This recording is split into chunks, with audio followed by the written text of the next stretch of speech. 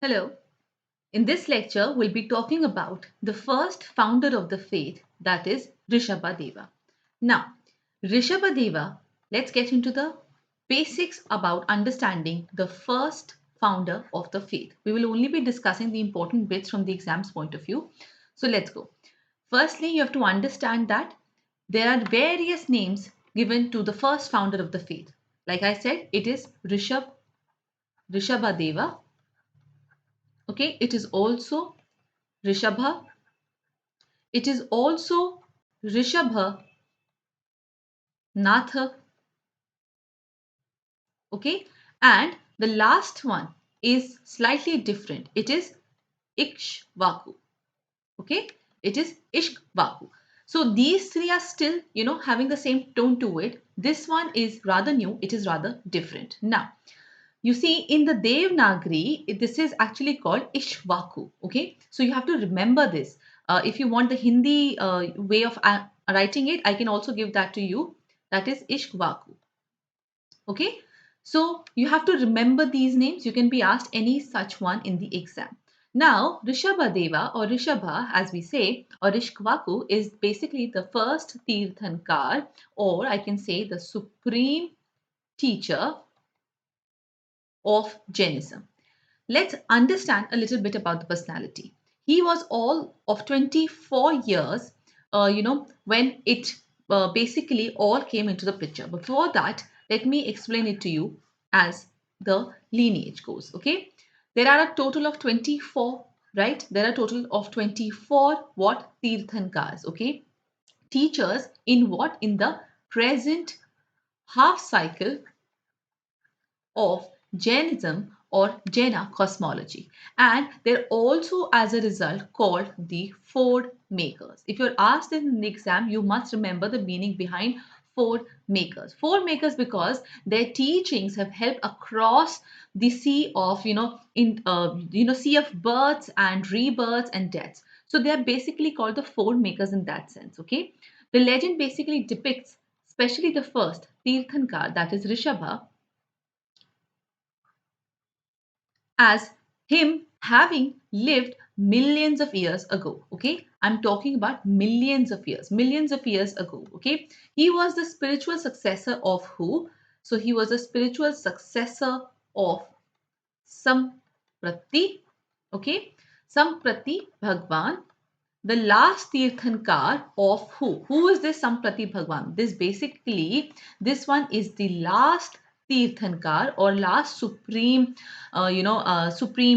teacher of the previous time cycle.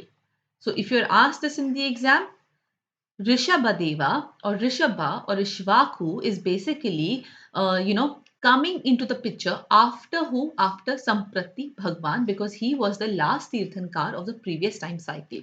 Rishabha here is the one of the first 24 Tirthankars in the present half cycle of the Jaina cosmology. I hope this bit is clear. Now, he is also called by various other names. And what are those names?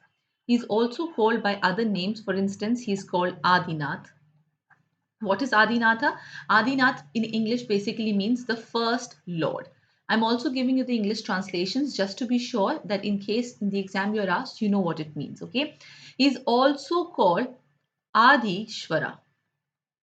Adishwara basically means the first Jaina. The first Jaina, sorry.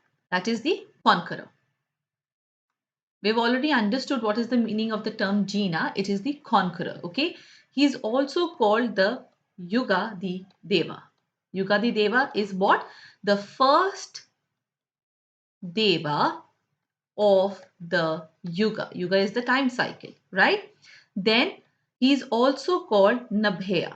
What is Nabhaya? Nabhaya basically means the son of Nabhi. Is this bit clear? Now, Adinatha, Adishwara, Yugadideva, sorry, and the last one was Nabhaya. These are all the same names of the same person, that is Rishabhdeva. You could be asked any such one in the exam. You have to be absolutely certain that we're talking about nobody else but the first founder of the faith, that is Rishabhdeva. Okay, and like I've already told you, he's also known as Ikshwaku. Ikshwaku, why? Because he is, okay, let me give you the reasoning for Ikshwaku. He's called, one second, he's called Ikshwaku for the simple reason because he is the establisher. He is the establisher of the dynasty, that is the Ikshwaku dynasty.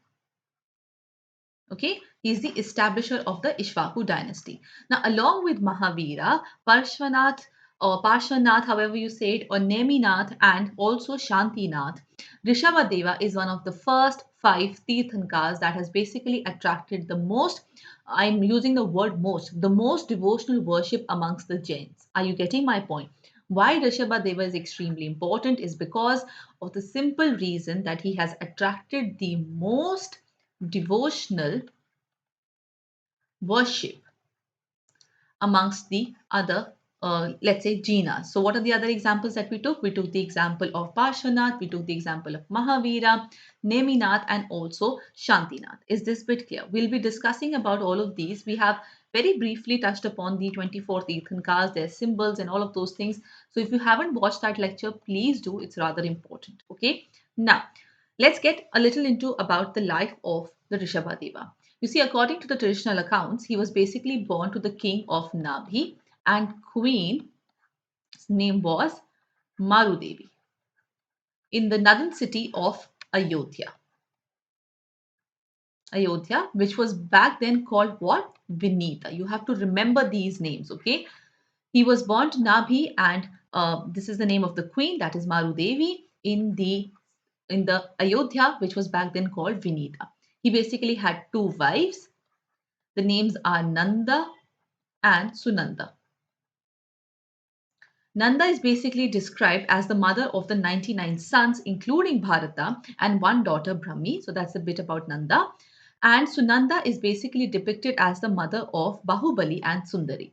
The sudden death of Nilanjana, one of the dancers sent by Indra in the courtroom, reminded him of the worldly what this act itself was very important. Why? Because this basically reminded Rishabhdeva of what? Of the reality of things. And what is the reality of things?